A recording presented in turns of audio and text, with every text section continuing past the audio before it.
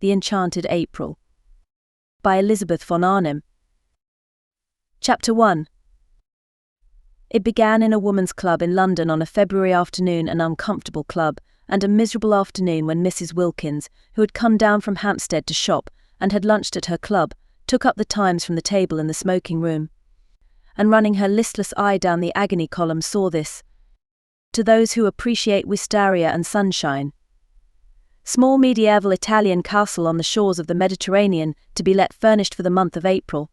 Necessary servants remain. Z Box 1000, The Times. That was its conception, yet, as in the case of many another, the conceiver was unaware of it at the moment. So entirely unaware was Mrs. Wilkins that her April for that year had then and there been settled for her that she dropped the newspaper with a gesture that was both irritated and resigned, and went over to the window and stared drearily out at the dripping street. Not for her were medieval castles, even those that are specially described as small. Not for her the shores in April of the Mediterranean and the wisteria and sunshine. Such delights were only for the rich. Yet the advertisement had been addressed to persons who appreciate these things, so that it had been, anyhow, addressed to her, for she certainly appreciated them more than anybody knew, more than she had ever told. But she was poor. In the whole world she possessed of her very own only £90, saved from year to year, put by carefully pound by pound, out of her dress allowance. She had scraped this sum together at the suggestion of her husband as a shield and refuge against a rainy day. Her dress allowance, given her by her father, was PS 100 a year, so that Mrs. Wilkins's clothes were what her husband, urging her to save, called modest and becoming, and her acquaintance to each other, when they spoke of her at all, which was seldom for she was very negligible, called a perfect sight. Mr. Wilkins, a solicitor, encouraged thrift, except that branch of it which got into his food. He did not call that thrift, he called it bad housekeeping. But for the thrift which, like moth, penetrated into Mrs. Wilkins's clothes and spoilt them, he had much praise. You never know, he said, when there will be a rainy day, and you may be very glad to find you have a nest egg. Indeed we both may. Looking out of the club window into Shaftesbury Avenue, hers was an economical club, but convenient for Hampstead, where she lived, and for Shoolbred's, where she shopped. Mrs. Wilkins, having stood there some time very drearily, her mind's eye on the Mediterranean in April, and the wisteria, and the enviable opportunities of the rich, while her bodily eye watched the really extremely horrible sooty rain falling steadily on the hurrying umbrellas and splashing omnibuses, suddenly wondered whether perhaps this was not the rainy day Mellish was Mr. Wilkins had so often encouraged her to prepare for, and whether to get out of such a climate and into the small medieval castle wasn't perhaps what Providence had all along intended her to do with her savings. Part of her savings, of course, perhaps quite a small part.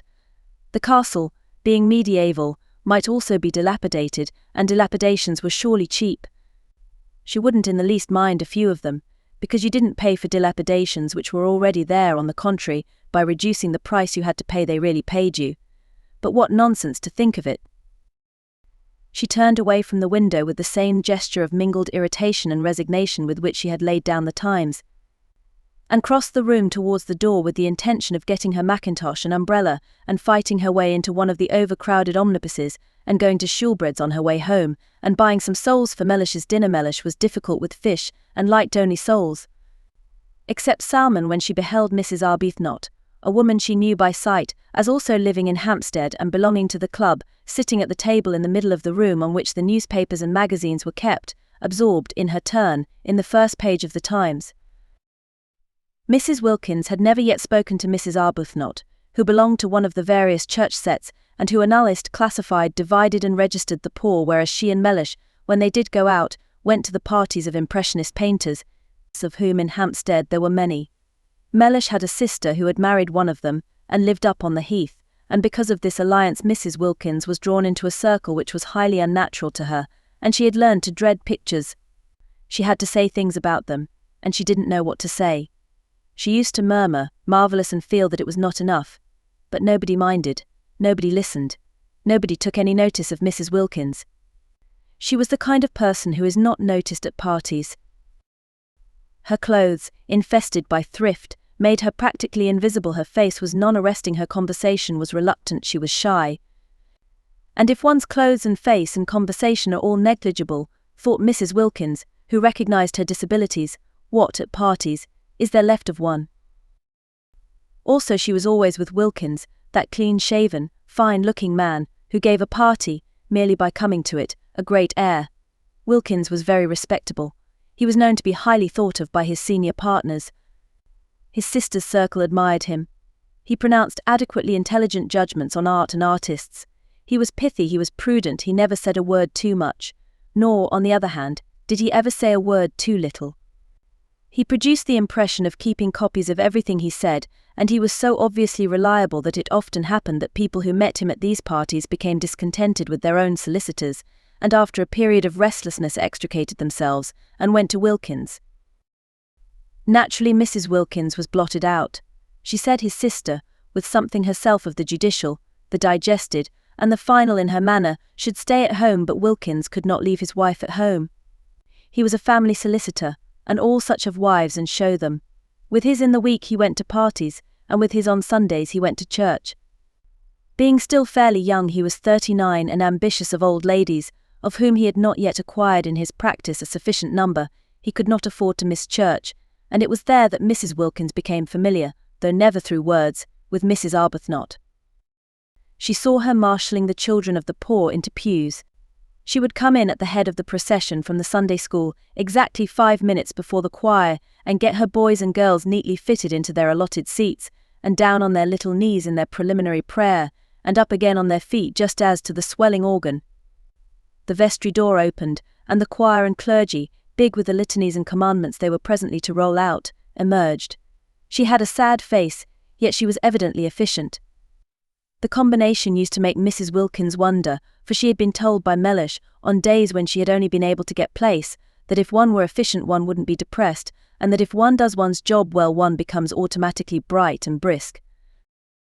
About Mrs. Arbuthnot there was nothing bright and brisk, though much in her way with the Sunday school children that was automatic, but when Mrs. Wilkins, turning from the window, caught sight of her in the club, she was not being automatic at all, but was looking fixedly at one portion of the first page of the Times, holding the paper quite still, her eyes not moving. She was just staring, and her face, as usual, was the face of a patient and disappointed Madonna. Obeying an impulse, she wondered at even while obeying it, Mrs. Wilkins, the shy and the reluctant, instead of proceeding as she had intended to the cloakroom, and from thence to Schoolbread's in search of Mellish's fish, stopped at the table and sat down exactly opposite Mrs. Arbuthnot, to whom she had never yet spoken in her life. It was one of those long, narrow refectory tables, so that they were quite close to each other. Mrs. Arbuthnot, however, did not look up. She continued to gaze, with eyes that seemed to be dreaming, at one spot only of the Times. Mrs. Wilkins watched her a minute, trying to screw up courage to speak to her. She wanted to ask her if she had seen the advertisement. She did not know why she wanted to ask her this, but she wanted to. How stupid not to be able to speak to her. She looked so kind. She looked so unhappy. Why couldn't two unhappy people refresh each other on their way through this dusty business of life by a little talk, real, natural talk, about what they felt, what they would have liked, what they still tried to hope? And she could not help thinking that Mrs. Arbuthnot, too, was reading that very same advertisement. Her eyes were on the very part of the paper.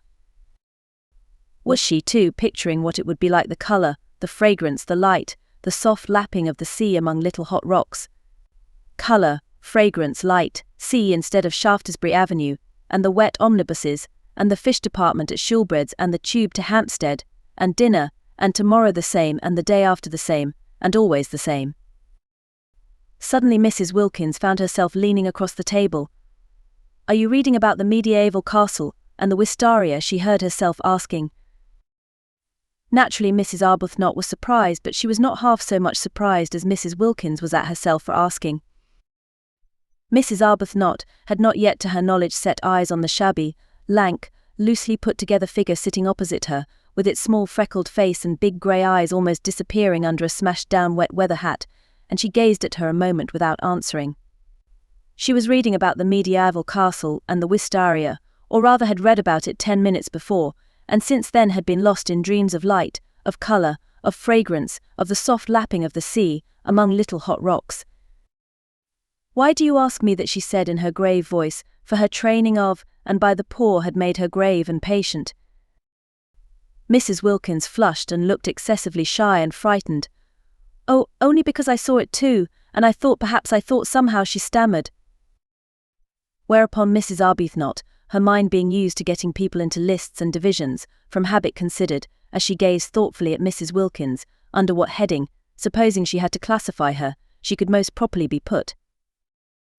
"And I know you by sight," went on Mrs. Wilkins, who, like all the shy, once she was started, plunged on, frightening herself to more and more speech by the sheer sound of what she had said last in her ears. "Every Sunday I see you, every Sunday in church." "In church," echoed Mrs. Arbuthnot. "And this seems such a wonderful thing, this advertisement about the wistaria and—" Mrs. Wilkins, who must have been at least 30, broke off and wriggled in her chair with the movement of an awkward and embarrassed schoolgirl.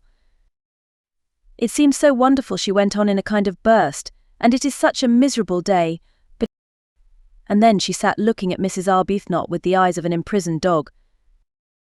This poor thing, thought Mrs. Arbuthnot, whose life was spent in helping and alleviating, needs advice. She accordingly prepared herself patiently to give it.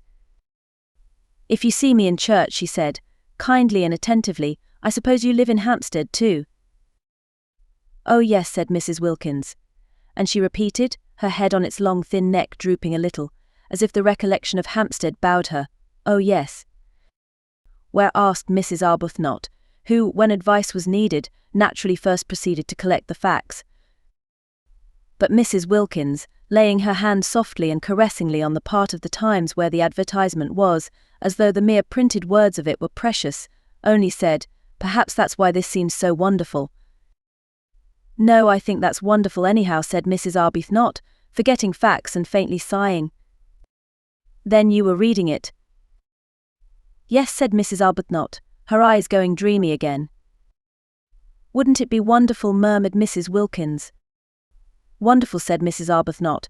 Her face, which had lit up, faded into patience again. "Very wonderful," she said. "But it's no use wasting one's time thinking of such things."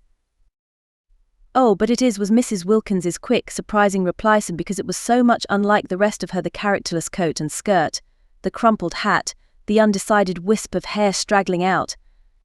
"And just the considering of them is worthwhile in itself, such a change from Hampstead, and sometimes I really do believe if one considers hard enough one gets things."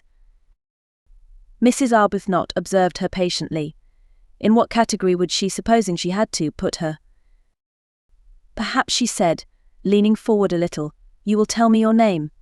If we are to be friends," she smiled her grave smile, "as I hope we are, we had better begin at the beginning." "Oh yes, how kind of you." "I'm Mrs. Wilkins," said Mrs. Wilkins.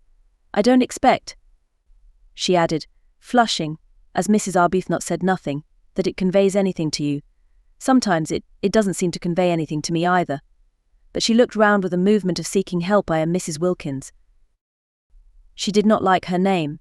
It was a mean, small name, with a kind of facetious twist, she thought, about its end like the upward curve of a pug dog's tail.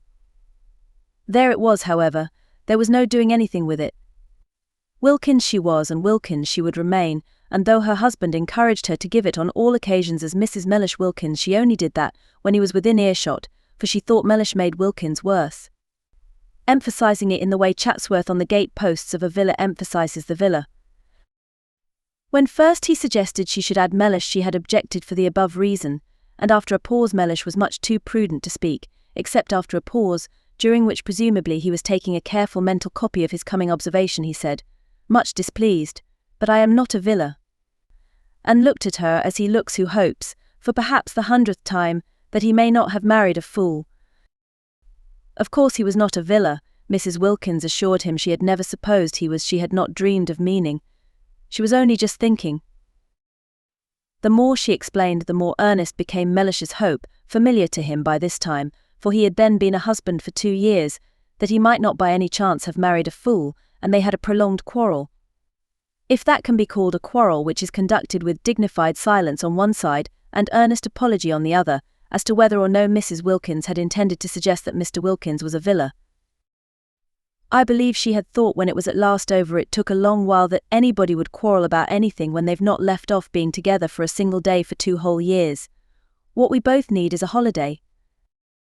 My husband, went on Mrs. Wilkins to Mrs. Arbuthnot, trying to throw some light on herself, is a solicitor. She cast about for something she could say elucidatory of Mellish, and found he's very handsome. Well, said Mrs. Arbuthnot kindly, that must be a great pleasure to you. Why, asked Mrs. Wilkins. Because, said Mrs. Arbuthnot, a little taken aback, for constant intercourse with the poor had accustomed her to have her pronouncements accepted without question, because handsomeness is a gift like any other, and if it is properly used. She trailed off into silence. Mrs. Wilkins's great grey eyes were fixed on her, and it seemed suddenly to Mrs. Arbuthnot that perhaps she was becoming crystallized into a habit of exposition, and of exposition after the manner of nursemaids, through having an audience that couldn't but agree, that would be afraid. If it wished to interrupt, that didn't know, that was in fact at her mercy. But Mrs. Wilkins was not listening for just then. Absurd as it seemed, a picture had flashed across her brain, and there were two figures in it sitting together under a great trailing wistaria that stretched across the branches of a tree she didn't know. And it was herself and Mrs. Arbuthnot. She saw them, and behind them, bright in sunshine, were old grey walls, the medieval castle. She saw it, they were there. She therefore stared at Mrs. Arbuthnot, and did not hear a word she said. And Mrs. Arbuthnot stared too at Mrs. Wilkins, arrested by the expression on her face, which was swept by the excitement of what she saw, and was as luminous and tremulous under it as water in sunlight when it is ruffled by a gust of wind. At this moment, if she had been at a party, Mrs. Wilkins would have been looked at with interest. They stared at each other, Mrs. Arbuthnot surprised, inquiringly, Mrs. Wilkins with the eyes of someone who has had a revelation. Of course, that was how it could be done. She by herself, couldn't afford it, and wouldn't be able, even if she could afford it, to go there all alone, but she and Mrs. Arbuthnot together. She leaned across the table. Why don't we try and get it, she whispered. Mrs. Arbuthnot became even more wide-eyed. Get it, she repeated. Yes, said Mrs. Wilkins, still as though she were afraid of being overheard. Not just sit here and say how wonderful, and then go home to Hampstead without having put out a finger. Go home, just as usual, and see about the dinner and the fish, just as we've been doing for years and years and years, and will go on doing for years and years. In fact, said Mrs. Wilkins, flushing to the roots of her hair, for the sound of what she was saying, of what was coming pouring out, frightened her, and yet she couldn't stop. I see no end to it. There is no end to it. So that there ought to be a break. There ought to be intervals in everybody's interests. Why, it would really be being unselfish to go away and be happy for a little, because we would come back so much nicer. You see, after a bit everybody needs a holiday. But how do you mean, get it? Asked Mrs. Arbuthnot. Take it, said Mrs. Wilkins. Take it. Rent it, hire it, have it. But do you mean you and I? Yes, between us. Share. Then it would only cost half, and you look exactly as if you wanted it just as much as I do, as if you ought to have a rest, have something happy happen to you. Why, but we don't know each other.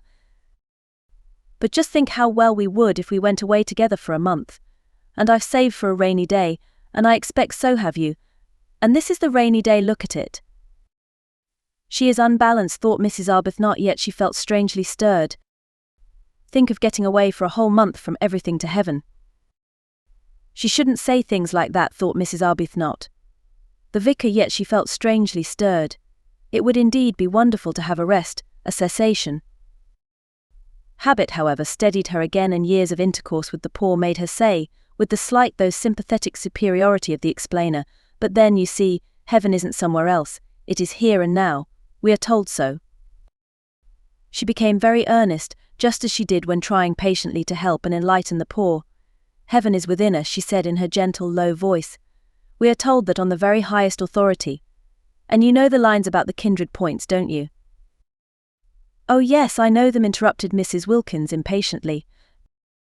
The kindred points of heaven and home, continued Mrs. Arbuthnot, who was used to finishing her sentences. Heaven is in our home. It isn't, said Mrs. Wilkins, again surprisingly. Mrs. Arbuthnot was taken aback. Then she said gently, oh, but it is. It is there if we choose, if we make it. I do choose and I do make it, and it isn't, said Mrs. Wilkins. Then Mrs. Arbuthnot was silent, for she too sometimes had doubts about homes. She sat and looked uneasily at Mrs. Wilkins, feeling more and more the urgent need to getting her classified. If she could only classify Mrs. Wilkins, get her safely under her proper heading, she felt that she herself would regain her balance, which did seem very strangely to be slipping all to one side. For neither had she had a holiday for years, and the advertisement when she saw it had set her dreaming, and Mrs. Wilkins's excitement about it was infectious, and she had the sensation, as she listened to her impetuous, odd talk and watched her lit-up face, that she was being stirred out of sleep.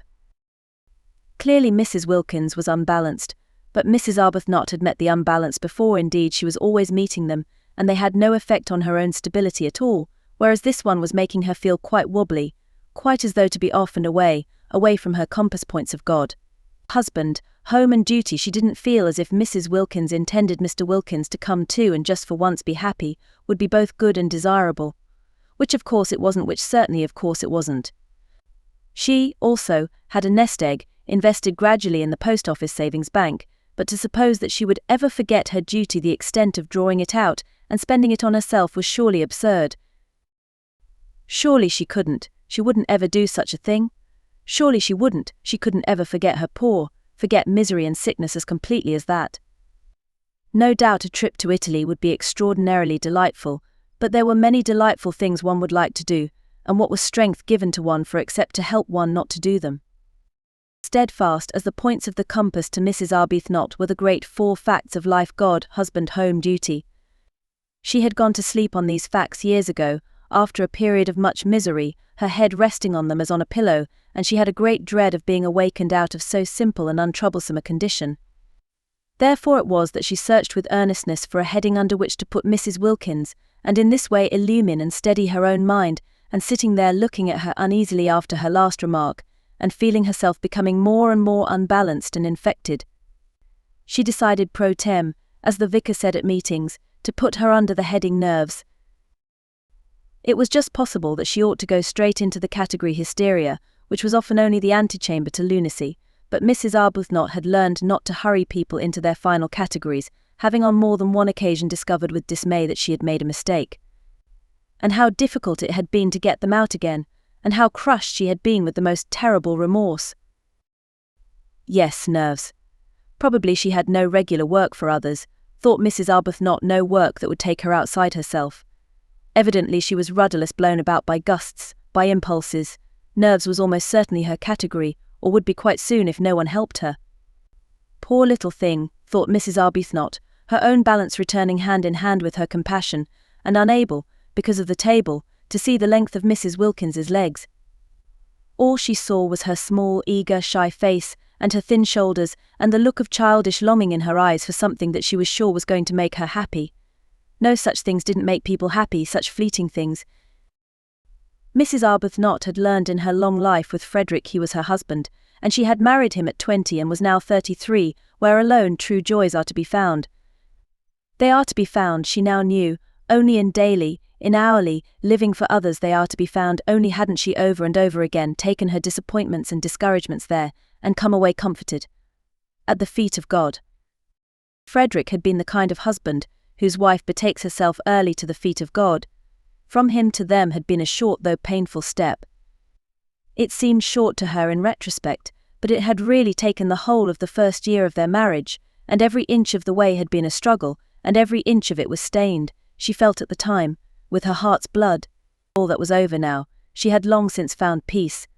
And Frederick, from her passionately loved bridegroom, from her worshipped young husband, had become second only to God on her list of duties and forbearances. There he hung, the second in importance, a bloodless thing bled white by her prayers. For years she had been able to be happy only by forgetting happiness. She wanted to stay like that. She wanted to shut out everything that would remind her of beautiful things, that might set her off again longing, desiring. "I'd like so much to be friends," she said earnestly. "Won't you come and see me, or let me come to you sometimes? Whenever you feel as if you wanted to talk. I'll give you my address." She searched in her handbag, "and then you won't forget." And she found a card and held it out. Mrs. Wilkins ignored the card. "It's so funny," said Mrs. Wilkins, just as if she had not heard her, "but I see us both, you and me, this April in the medieval castle." Mrs. Arbuthnot relapsed into uneasiness. Do you, she said, making an effort to stay balanced under the visionary gaze of the shining grey eyes. Do you? Don't you ever see things in a kind of flash before they happen? Asked Mrs. Wilkins. Never, said Mrs. Arbuthnot. She tried to smile, the sympathetic yet wise and tolerant smile with which she was accustomed to listen to the necessarily biased and incomplete views of the poor. She didn't succeed. The smile trembled out. Of course, she said in a low voice, almost as if she were afraid the vicar and the savings bank were listening, it would be most beautiful, most beautiful. Even if it were wrong, said Mrs. Wilkins, it would only be for a month. That began Mrs. Arbuthnot, quite clear as to the reprehensibleness of such a point of view, but Mrs. Wilkins stopped her before she could finish. Anyhow, said Mrs. Wilkins, stopping her, I'm sure it's wrong to go on being good for too long, till one gets miserable, and I can see you've been good for years and years, because you look so unhappy. Mrs. Arbuthnot opened her mouth to protest, and I've done nothing but duties and things for other people, ever since I was a girl, and I don't believe anybody loves me a bit the bee better, and I long for something else. Was she going to cry? Mrs. Arbuthnot became acutely uncomfortable and sympathetic. She hoped she wasn't going to cry, not there, not in that unfriendly room, with strangers coming and going. But Mrs. Wilkins, after tugging agitatedly at a handkerchief that wouldn't come out of her pocket, did succeed at last in merely apparently blowing her nose with it, and then, blinking her eyes very quickly once or twice, looked at Mrs. Arbuthnot with a quivering air of half-humble, half-frightened apology, and smiled. Will you believe, she whispered, trying to steady her mouth, evidently dreadfully ashamed of herself, that I've never spoken to anyone before in my life like this? I can't think, I simply don't know, what has come over me. It's the advertisement, said Mrs. Arbuthnot, nodding gravely. Yes, said Mrs. Wilkins, dabbing furtively at her eyes, and us both being so. She blew her nose again, a little miserable. Chapter 2. Of course Mrs. Arbuthnot was not miserable. How could she be, she asked herself, when God was taking care of her? But she let that pass for the moment unrepudiated, because of her conviction that here was another fellow creature in urgent need of her help. And not just boots and blankets and better sanitary arrangements this time, but the more delicate help of comprehension, of finding the exact right words. The exact right words, she presently discovered, after trying various ones about living for others, and prayer, and the peace to be found in placing oneself unreservedly in God's hands to meet all these words. Mrs. Wilkins had other words, incoherent and yet, for the moment at least, till one had had more time, difficult to answer. The exact right words were a suggestion that it would do no harm to answer the advertisement, non-committal, mere inquiry. And what disturbed Mrs. Arbuthnot about this suggestion was that she did not make it solely to comfort Mrs. Wilkins. She made it because of her own strange longing for the medieval castle. This was very disturbing. There she was, accustomed to direct, to lead, to advise, to support, except Frederick. She long since had learned to leave Frederick to God, being led herself, being influenced and thrown off her feet, by just an advertisement, by just an incoherent stranger. It was indeed disturbing. She failed to understand her sudden longing for what was, after all, self-indulgence, when for years no such desire had entered her heart. There's no harm in simply asking, she said in a low voice, as if the vicar and the savings bank and all her waiting and dependent poor were listening and condemning. It isn't as if it committed us to anything, said Mrs. Wilkins, also in a low voice, but her voice shook. They got up simultaneously. Mrs. Arbuthnot had a sensation of surprise that Mrs. Wilkins should be so tall, and went to a writing table, and Mrs. Arbuthnot wrote to Z, Box 1000, The Times, for particulars. She asked for all particulars, but the only one they really wanted was the one about the rent. They both felt that it was Mrs. Arbuthnot who ought to write the letter and do the business part. Not only was she used to organizing and being practical, but she also was older, and certainly calmer, and she herself had no doubt too that she was wiser. Neither had Mrs. Wilkins any doubt of this. The very way Mrs. Arbuthnot parted her hair suggested a great calm that could only proceed from wisdom. But if she was wiser, older and calmer, Mrs. Arbuthnot's new friend nevertheless seemed to her to be the one who impelled. Incoherent, she yet impelled. She appeared to have, apart from her need of help, an upsetting kind of character. She had a curious infectiousness. She led one on. and the way her unsteady mind leapt at conclusions, wrong ones of course, witness the one that she, Mrs. Arbuthnot, was miserable. The way she leapt at conclusions was disconcerting. Whatever she was, however, and whatever her unsteadiness, Mrs. Arbuthnot found herself sharing her excitement and her longing, and when the letter had been posted in the letterbox in the hall, and actually was beyond getting back again, both she and Mrs. Wilkins felt the same sense of guilt. "It only shows," said Mrs. Wilkins in a whisper, as they turned away from the letterbox, "how immaculately good we've been all our lives. The very first time we do anything our husbands don't know about, we feel guilty."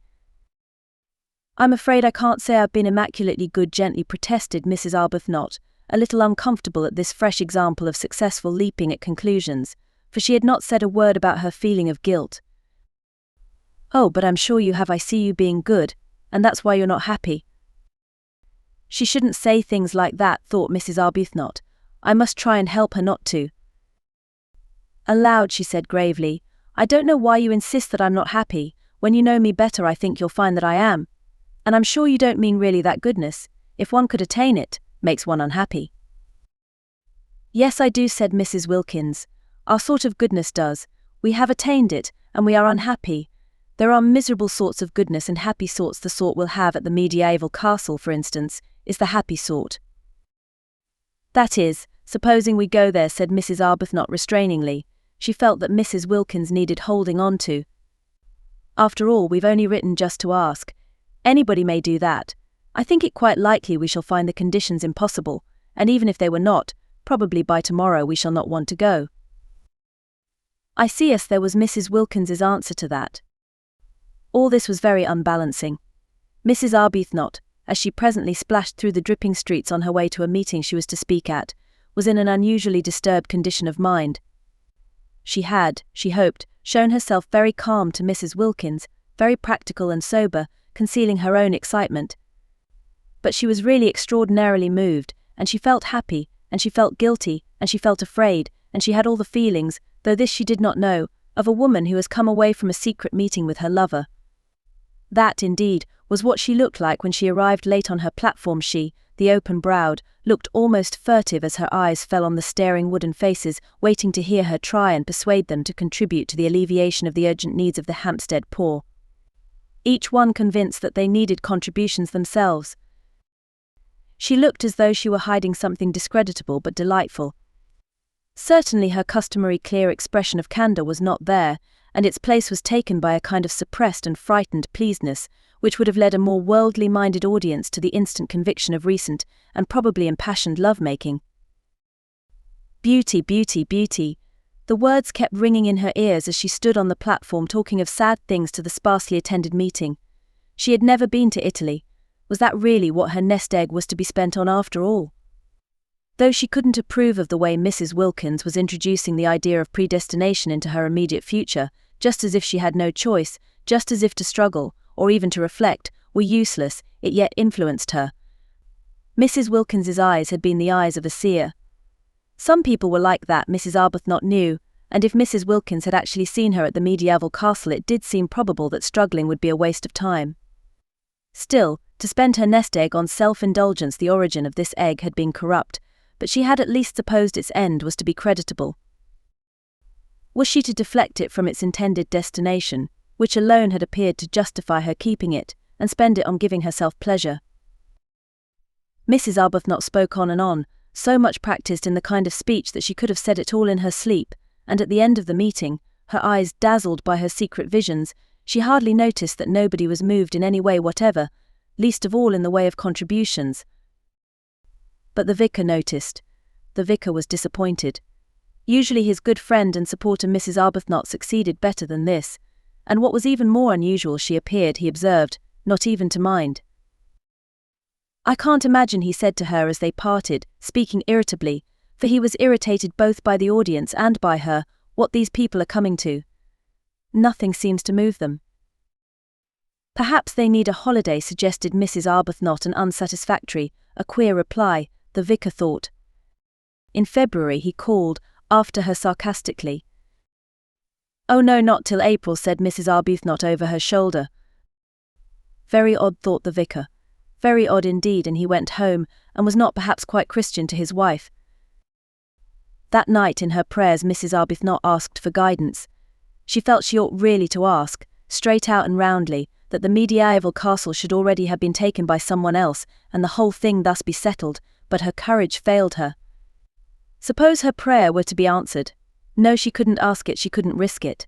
And after all, she almost pointed this out to God: if she spent her present nest egg on a holiday, she could quite soon accumulate another. Frederick pressed money on her, and it would only mean, while she rolled up a second egg, that for a time her contributions to the parish charities would be less, and then it could be the next nest egg, whose original corruption would be purged away by the use to which it was finally put. For Mrs. Arbuthnot, who had no money of her own, was obliged to live on the proceeds of Frederick's activities, and her very nest egg was the fruit, posthumously ripened, of ancient sin. The way Frederick made his living was one of the standing distresses of her life. He wrote immensely popular memoirs, regularly, every year, of the mistresses of kings. There were in history numerous kings who had had mistresses, and there were still more numerous mistresses who had had kings, so that he had been able to publish a book of memoirs during each year of his married life. And even so, there were great further piles of these ladies waiting to be dealt with. Mrs. Arbuthnot was helpless. Whether she liked it or not, she was obliged to live on the proceeds. He gave her a dreadful sofa once, after the success of his Du Barry memoir, with swollen cushions and soft, receptive lap, and it seemed to her a miserable thing that there, in her very home, should flaunt this reincarnation of a dead old French sinner. Simply good, convinced that morality is the basis of happiness, the fact that she and Frederick should draw their sustenance from guilt, however much purged by the passage of centuries, was one of the secret reasons of her sadness. The more the memoired lady had forgotten herself, the more his book about her was read, and the more free-handed he was to his wife, and all that he gave her was spent, after adding slightly to her nest egg, for she did hope and believe that some day people would cease to want to read of wickedness. And then Frederick would need supporting on helping the poor. The parish flourished because, to take a handful at random, of the ill behaviour of the ladies du Barry, Montespan, Pompadour, Ninon d'Alenclos, and even of learned Maintenon.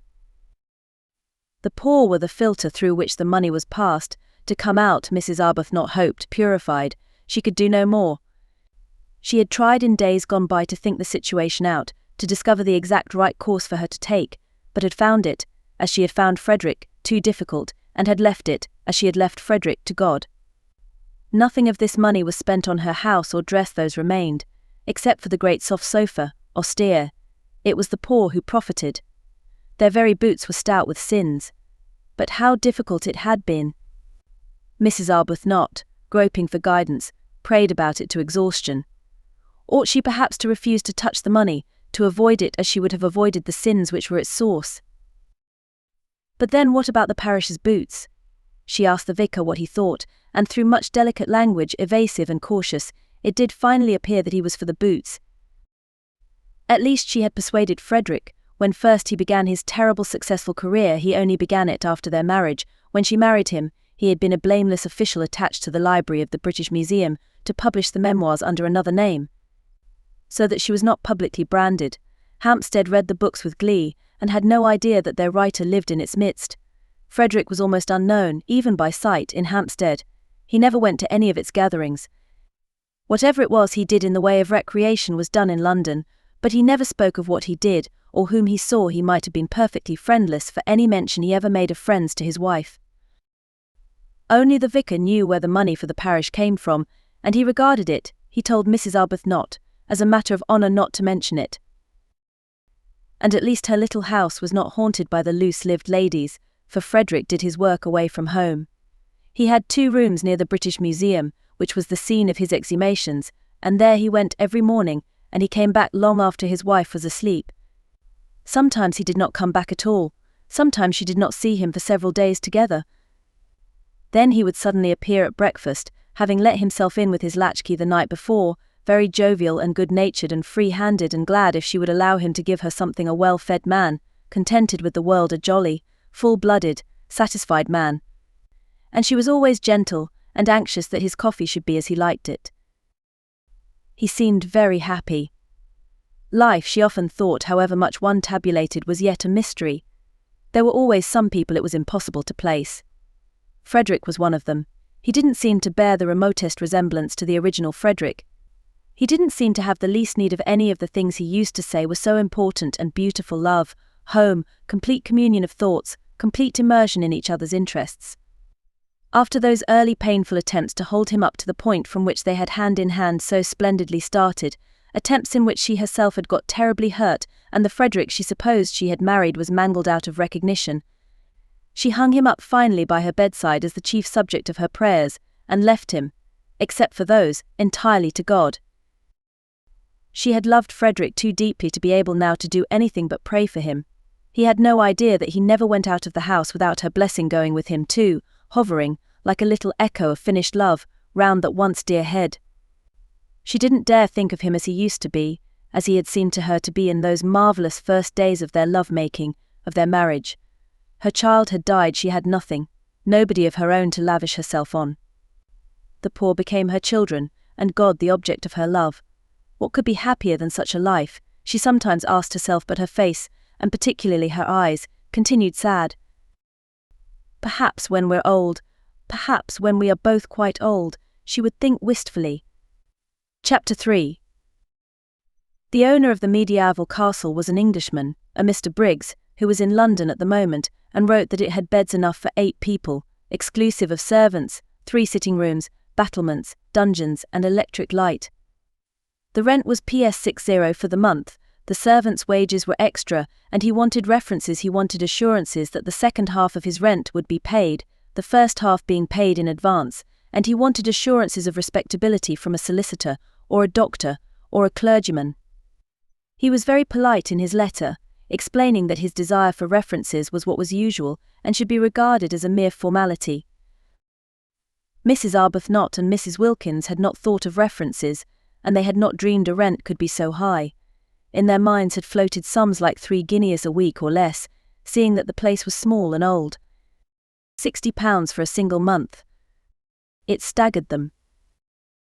Before Mrs. Arbuthnot's eyes rose up Boots' endless vistas, all the stout boots that £60 would buy, and besides the rent there would be the servants' wages, and the food, and the railway journeys out and home. While as for references, these did indeed seem a stumbling block. It did seem impossible to give any without making their plan more public than they had intended.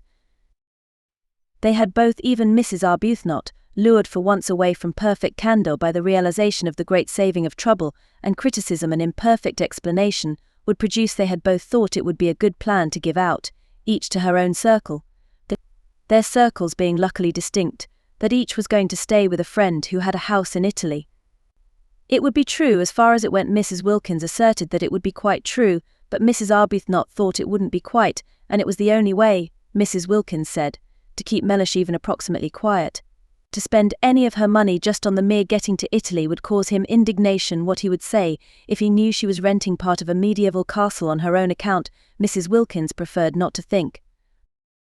It would take him days to say it all, and this although it was her very own money, and not a penny of it had ever been his.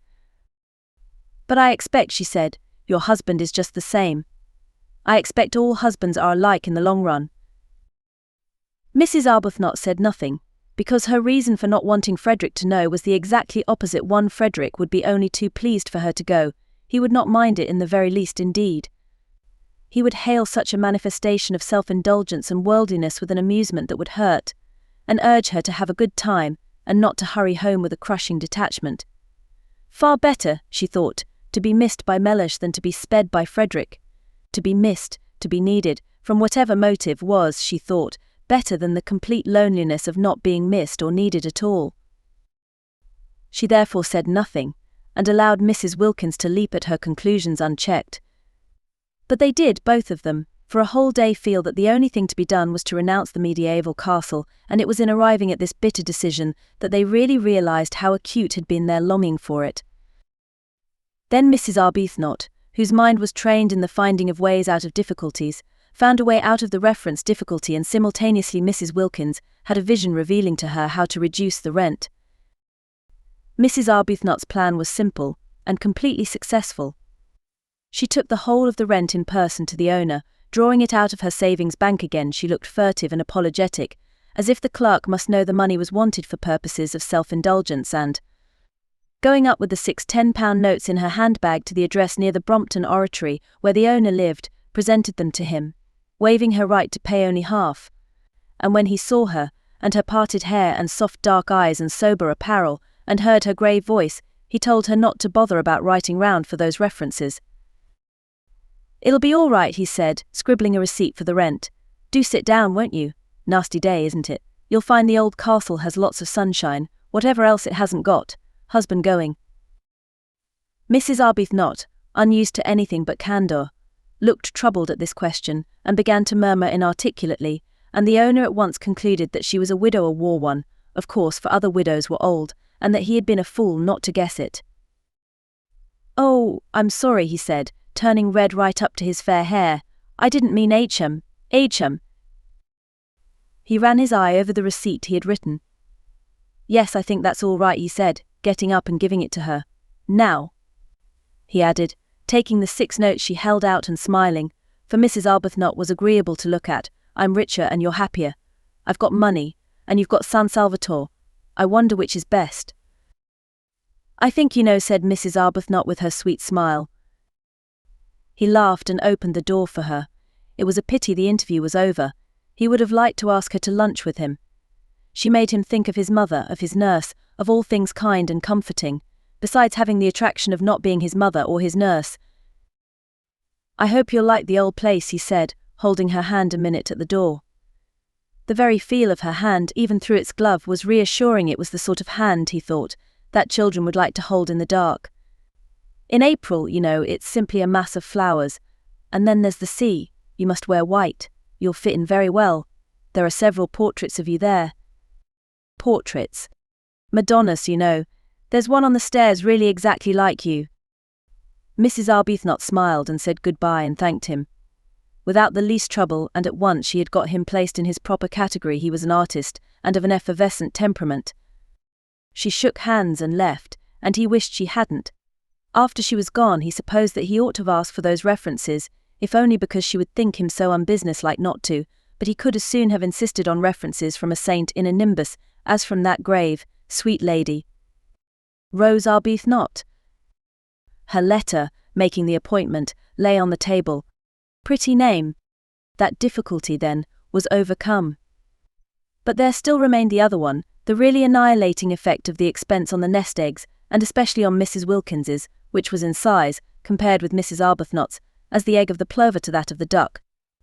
And this in its turn was overcome by the vision vouchsafed to Mrs. Wilkins, revealing to her the steps to be taken for its overcoming. Having got San Salvatore the Beautiful, the religious name, fascinated them, they in their turn would advertise in the agony column of the Times, and would inquire after 2 more ladies, of similar desires to their own, to join them and share the expenses. At once the strain of the nest eggs would be reduced from half to a quarter. Mrs. Wilkins was prepared to fling her entire egg into the adventure, but she realized that if it were to cost even 6pence over her £90, her position would be terrible. Imagine going to Mellish and saying, it would be awful enough if some day circumstances forced her to say, "I have no nest egg," but at least she would be supported in such a case by the knowledge that the egg had been her own. She therefore, though prepared to fling her last penny into the adventure, was not prepared to fling into it a single farthing that was not demonstrably her own, and she felt that if her share of the rent was reduced to £15 only, she would have a safe margin for the other expenses. Also, they might economize very much on food, gather olives off their own trees and eat them, for instance, and perhaps catch fish. Of course, as they pointed out to each other, they could reduce the rent to an almost negligible sum by increasing the number of sharers. They could have 6 more ladies instead of 2 if they wanted to, seeing that there were 8 beds. But supposing the 8 beds were distributed in couples in 4 rooms, it would not be altogether what they wanted, to find themselves shut up at night with a stranger. Besides, they thought that perhaps having so many would not be quite so peaceful. After all, they were going to San Salvatore for peace and rest and joy, and 6 more ladies, especially if they got into one's bedroom, might a little interfere with that. However, there seemed to be only 2 ladies in England at that moment who had any wish to join them, for they had only 2 answers to their advertisement. "Well, we only want 2, said Mrs. Wilkins, quickly recovering, for she had imagined a great rush. "I think a choice would have been a good thing," said Mrs. Arbuthnot. "You mean because then we needn't have had Lady Caroline Dester?" "I didn't say that," gently protested Mrs. Arbuthnot. "We needn't have her," said Mrs. Wilkins. "Just one more person would help us a great deal with the rent. We're not obliged to have two." "But why should we not have her? She seems really quite what we want." "Yes, she does from her letter," said Mrs. Wilkins doubtfully. She felt she would be terribly shy of Lady Caroline. Incredible as it may seem, seeing how they get into everything, Mrs. Wilkins had never come across any members of the aristocracy. They interviewed Lady Caroline, and they interviewed the other applicant, a Mrs. Fisher. Lady Caroline came to the club in Shaftesbury Avenue, and appeared to be wholly taken up by one great longing, a longing to get away from everybody she had ever known. When she saw the club, and Mrs. Arbuthnot, and Mrs. Wilkins, she was sure that here was exactly what she wanted. She would be in Italy, a place she adored. She would not be in hotels, places she loathed. She would not be staying with friends, persons she disliked, and she would be in the company of strangers who would never mention a single person she knew, for the simple reason that they had not, could not have, and would not come across them. She asked a few questions about the fourth woman, and was satisfied with the answers. Mrs. Fisher, of Prince of Wales Terrace. A widow. She too would be unacquainted with any of her friends. Lady Caroline did not even know where Prince of Wales Terrace was. "It's in London," said Mrs. Arbuthnot. "Is it?" said Lady Caroline. It all seemed most restful. Mrs. Fisher was unable to come to the club because, she explained by letter, she could not walk without a stick. Therefore Mrs. Arbuthnot and Mrs. Wilkins went to her. "But if she can't come to the club, how can she go to Italy?" wondered Mrs. Wilkins aloud. "We shall hear that from her own lips," said Mrs. Arbuthnot. From Mrs. Fisher's lips they merely heard, in reply to delicate questioning, that sitting in trains was not walking about, and they knew that already. Except for the stick, however, she appeared to be a most desirable fourth, quiet, educated, elderly. She was much older than they, or Lady Caroline. Lady Caroline had informed them she was 28, but not so old as to have ceased to be active-minded. She was very respectable indeed, and still wore a complete suit of black, though her husband had died, she told them, 11 years before. Her house was full of signed photographs of illustrious Victorian dead, all of whom she said she had known when she was little. Her father had been an eminent critic, and in his house she had seen practically everybody who was anybody in letters and art. Carlyle had scowled at her. Matthew Arnold had held her on his knee. Tennyson had sonorously rallied her on the length of her pigtail. She animatedly showed them the photographs hung everywhere on her walls, pointing out the signatures with her stick, and she neither gave any information about her own husband, nor asked for any about the husbands of her visitors, which was the greatest comfort. Indeed, she seemed to think that they also were widows, for on inquiring who the fourth lady was to be, and being told it was a Lady Caroline Dester, she said, "Is she a widow too?" And on their explaining that she was not, because she had not yet been married, observed with abstracted amiability, "All in good time." But Mrs. Fisher's very abstractedness, and she seemed to be absorbed chiefly in the interesting people she used to know, and in their memorial photographs, and quite a good part of the interview was taken up by reminiscent anecdote of Carlyle, Meredith, Matthew Arnold, Tennyson, and a host of others. Her very abstractedness was a recommendation. She only asked, she said, to be allowed to sit quiet in the sun, and remember. That was all Mrs. Arbuthnot and Mrs. Wilkins asked of their sharers. It was their idea of a perfect sharer that she should sit quiet in the sun, and remember, rousing herself on Saturday evening sufficiently to pay her share. Mrs. Fisher was very fond too, she said, of flowers, and once when she was spending a weekend with her father at Box Hill. Who lived at Box Hill? Interrupted Mrs. Wilkins, who hung on Mrs. Fisher's reminiscences, intensely excited by meeting somebody who had actually been familiar with all the really and truly and undoubtedly great, actually seen them, heard them talking, touched them. Mrs. Fisher looked at her over the top of her glasses in some surprise. Mrs. Wilkins, in her eagerness to tear the heart out quickly of Mrs. Fisher's reminiscences, afraid that at any moment Mrs. Arbuthnot would take her away and she wouldn't have heard half, had already interrupted several times with questions which appeared ignorant to Mrs. Fisher. "Meredith, of course," said Mrs. Fisher rather shortly. "I remember a particular weekend," she continued. "My father often took me, but I always remember this weekend particularly." "Did you know Keats?" eagerly interrupted Mrs. Wilkins. Mrs. Fisher, after a pause, said with subacid reserve that she had been unacquainted with both Keats and Shakespeare. "Oh, of course, how ridiculous of me," cried Mrs. Wilkins, flushing scarlet. "It's because she floundered, it's because the immortals somehow still seem alive, don't they, as if they were here, going to walk into the room in another minute, and one forgets they are dead. In fact, one knows perfectly well that they're not dead, not nearly so dead as you and I even now," she assured Mrs. Fisher, who observed her over the top of her glasses. "I thought I saw Keats the other day," Mrs. Wilkins incoherently proceeded, driven on by Mrs. Fisher's look over the top of her glasses. "In Hampstead, crossing the road in front of that house, you know, the house where he lived." Mrs. Arbuthnot said they must be going. Mrs. Fisher did nothing to prevent them. "I really thought I saw him," protested Mrs. Wilkins, appealing for belief first to one and then to the other while waves of colour passed over her face, and totally unable to stop because of Mrs. Fisher's glasses and the steady eyes looking at her over their tops. "I believe I did see him. He was dressed in a—" Even Mrs. Arbuthnot looked at her now, and in her gentlest voice said they would be late for lunch. It was at this point that Mrs. Fisher asked for references. She had no wish to find herself shut up for 4 weeks with somebody who saw things. It is true that there were 3 sitting rooms, besides the garden and the battlements at San Salvatore, so that there would be opportunities of withdrawal from Mrs. Wilkins, but it would be disagreeable to Mrs. Fisher, for instance. If Mrs. Wilkins were suddenly to assert that she saw Mr. Fisher was dead, let him remain so. She had no wish to be told he was walking about the garden.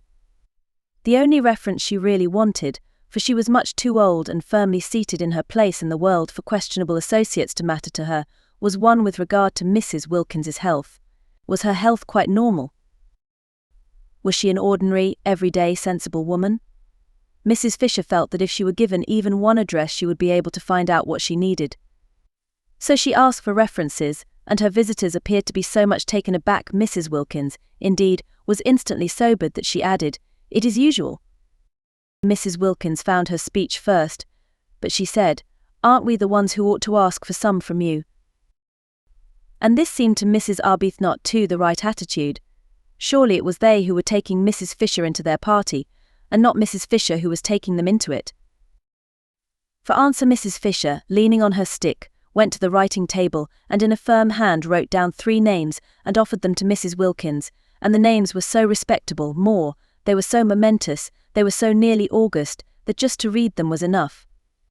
The President of the Royal Academy, the Archbishop of Canterbury, and the Governor of the Bank of England, who would dare disturb such personages in their meditations with inquiries as to whether a female friend of theirs was all she should be. "They have known me since I was little," said Mrs. Fisher. Everybody seemed to have known Mrs. Fisher since or when she was little. "I don't think references are nice things at all between ordinary decent women," burst out Mrs. Wilkins, made courageous by being, as she felt, at bay, for she very well knew that the only reference she could give without getting into trouble was Shoolbred, and she had little confidence in that, as it would be entirely based on Mellish's fish. "We're not business people, we needn't distrust each other." And Mrs. Arbuthnot said, with a dignity that yet was sweet, "I'm afraid references do bring an atmosphere into our holiday plan that isn't quite what we want, and I don't think we'll take yours up or give you any ourselves, so that I suppose you won't wish to join us." And she held out her hand in goodbye. Then Mrs. Fisher, her gaze diverted to Mrs. Arbuthnot, who inspired trust and liking even in tube officials, felt that she would be idiotic to lose the opportunity of being in Italy, in the particular conditions offered. And that she and this calm-browed woman between them would certainly be able to curb the other one when she had her attacks. So she said, taking Mrs. Arbuthnot's offered hand, "Very well, I waive references." She waived references. The two, as they walked to the station in Kensington High Street, could not help thinking that this way of putting it was lofty.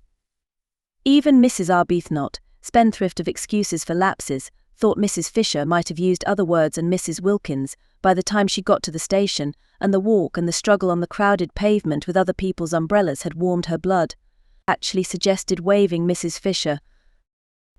"If there is any waving to be done, do let us be the ones who wave," she said eagerly. But Mrs. Arbuthnot, as usual, held on to Mrs. Wilkins, and presently, having cooled down in the train, Mrs. Wilkins announced that at San Salvatore Mrs. Fisher would find her level. "I see her finding her level there," she said, her eyes very bright. Whereupon Mrs. Arbuthnot, sitting with her quiet hands folded, turned over in her mind how best she could help Mrs. Wilkins not to see quite so much, or at least, if she must see, to see in silence. This concludes the first part of 7 total of The Enchanted April by Elizabeth von Arnim, produced by Best Audiobooks for free.